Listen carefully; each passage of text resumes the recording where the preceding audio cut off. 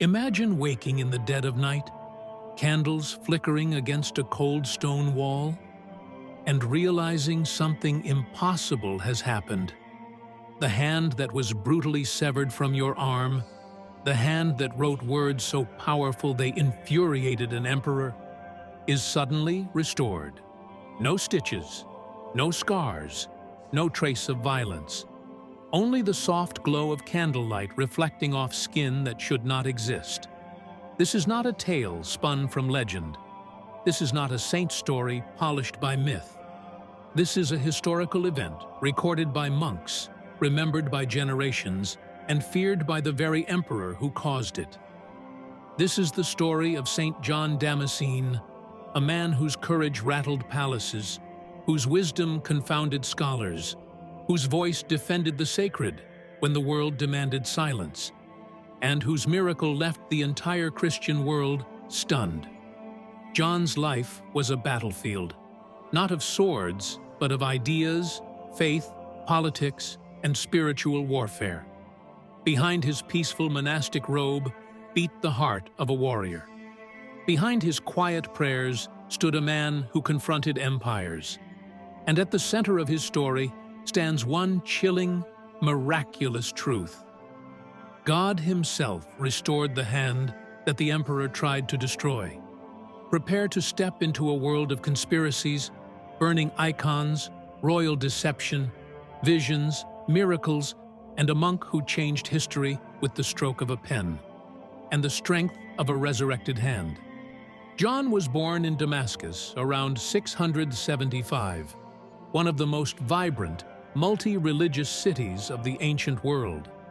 Caravans arrived daily, philosophers walked the streets, traders bartered spices, silk, and stories from every corner of the desert. And in the midst of this lively chaos lived a wealthy Christian family, whose influence stretched deep into the political sphere. His father, Sarjun, held a critical position under the Islamic rulers, a dangerous and delicate role. He navigated between cultures, ensuring Christians were protected while maintaining loyalty to his Muslim governors. From birth, John lived in a world where faith and diplomacy walked hand in hand. Then came the moment that would shape his destiny. During a military raid, a highly educated Sicilian monk was captured and brought to Damascus as a prisoner of war. Most saw him as spoils of conflict, but Sarjun saw a man of extraordinary intellectual power and deep holiness. He purchased the monk, not to enslave him, but to free him, and more importantly, to make him young John's teacher. The monk introduced John to philosophy, astronomy, mathematics, logic, music, and theology. Under his guidance, John's mind expanded beyond his years.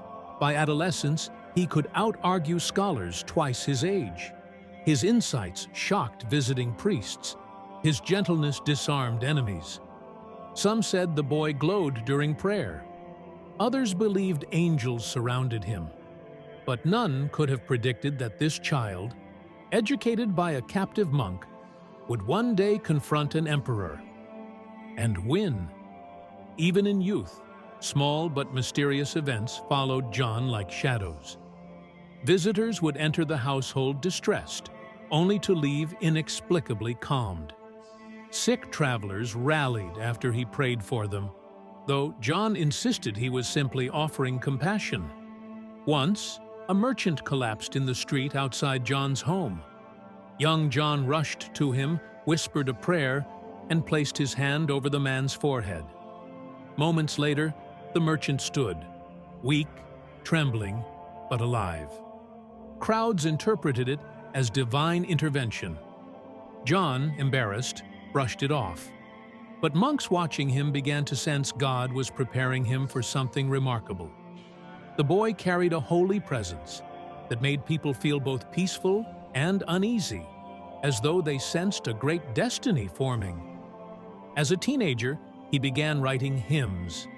They were hauntingly beautiful, filled with depth no youth should possess. His teacher once confessed to Sarjun, "This child He is not only learning, he is being shaped. But these small miracles were only faint ripples compared to the tidal wave awaiting him later in life. A miracle so shocking that entire regions believed heaven had physically intervened. This miracle would not come during a peaceful prayer, nor during an act of compassion, but in the darkest moment of his life, hours after his right hand had been brutally severed. For now, these early miracles were whispers, foreshadowing, the quiet breathing of a destiny approaching with slow, inevitable steps. If this story has already pulled you in, the miracles and the unfolding destiny of John Damascene have captured your imagination, then pause for just a moment.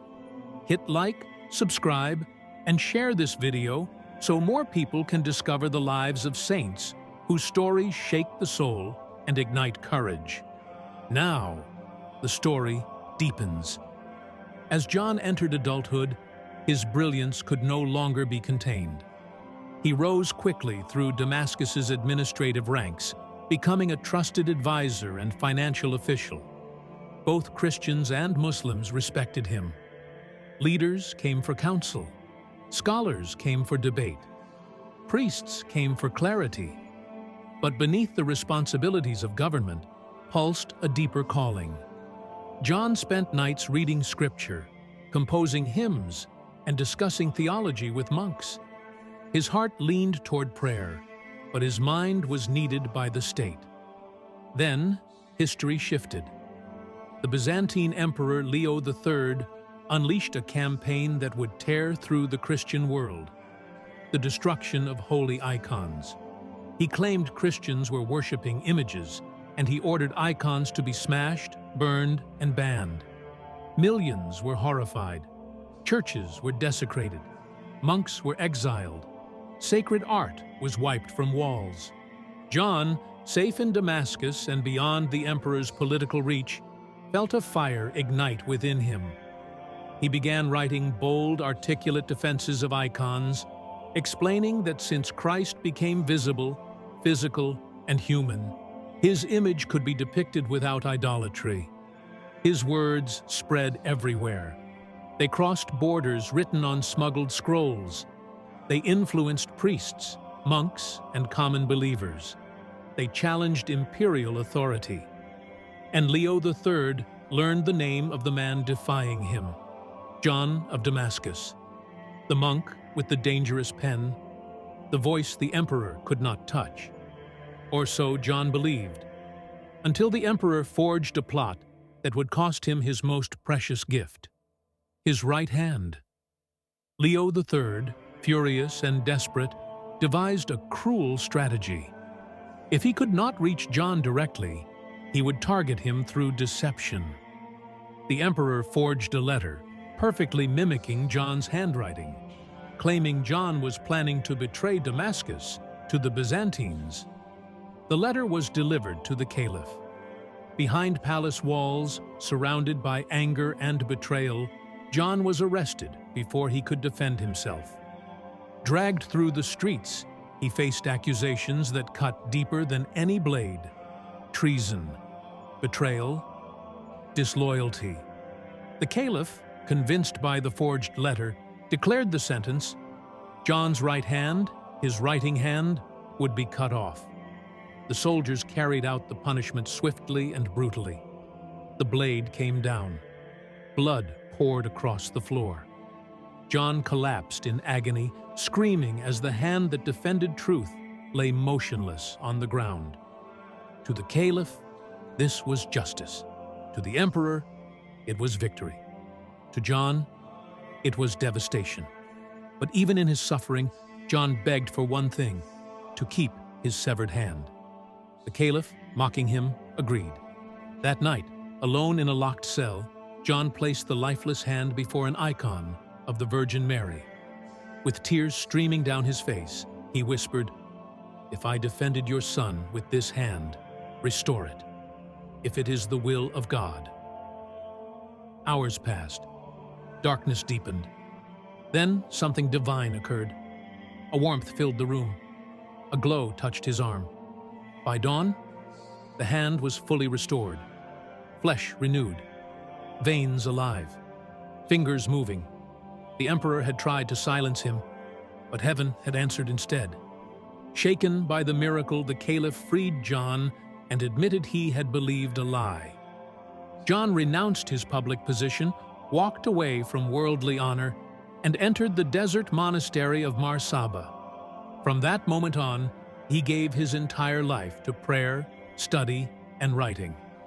His restored hand, once severed by injustice, now wrote with a power that shaped entire centuries.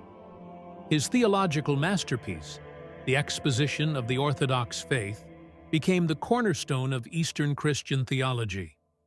His hymns filled monasteries with haunting beauty. His teachings healed divisions and strengthened the faithful during the iconoclast crisis. By the time he reached old age, John was loved by monks, feared by those who opposed truth, and revered by countless believers.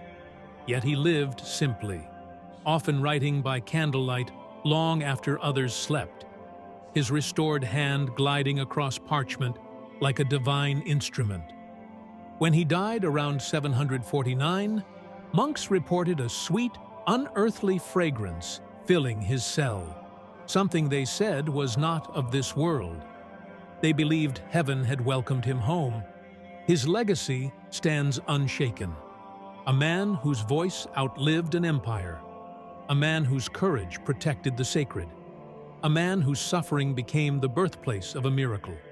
A man whose restored hand became a symbol of God's unstoppable truth. Let John Damascene's life remind you, even when darkness rises, even when injustice cuts to the bone, even when the world tries to destroy your purpose, God restores what the world tries to break.